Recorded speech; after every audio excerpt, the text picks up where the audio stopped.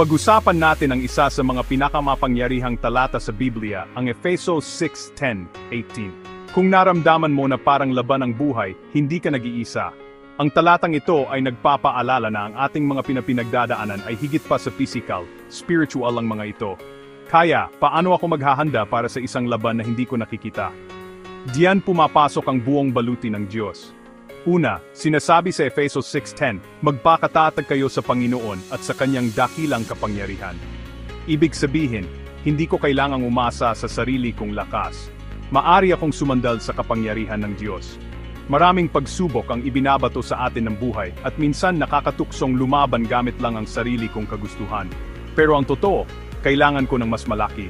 Kailangan ko ng lakas ng Diyos. Ngayon, isa-isahin natin ang bawat bahagi ng baluti. Ang sinturon ng katotohanan, dito nagsisimula ang lahat. Ang katotohanan ng Diyos ang pundasyon.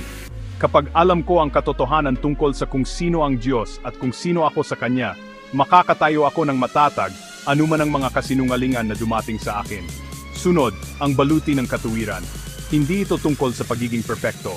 Ito ay tungkol sa pagtitiwala sa katuwiran ni Jesus upang takpan at protektahan ang aking puso mula sa pagkakasala at kahihiyan. Pagkatapos, ang sapatos ng kahandaan mula sa Ebanghelyo ng Kapayapaan.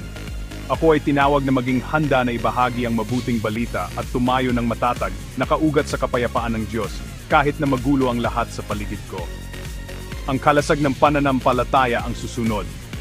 Ang pananampalataya ay hindi lang basta pag-asa, ito ay pagtitiwala sa Diyos kahit hindi ko nakikita ang kalalabasan. Sa pananampalataya, kaya kong patayin ang nagliliyab na mga pana ng kasinungalingan, takot, tukso. Ang helmet ng kaligtasan ay nagpoprotekta sa aking isip. Nagpapaala ito sa akin na ang aking pagkatao at kinabukasan ay ligtas kay Jesus.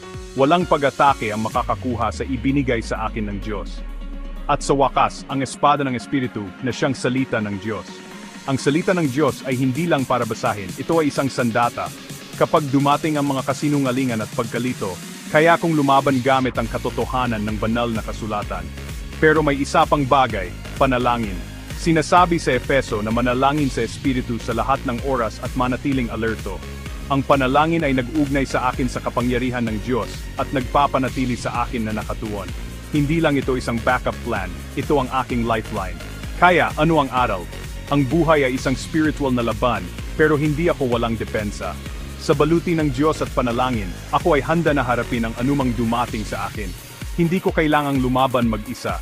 Kasama ko ang Diyos, binibigyan ako ng lakas, proteksyon, at tagumpay. Tandaan, ang laban ay hindi laban sa mga tao. Ito ay laban sa masasamang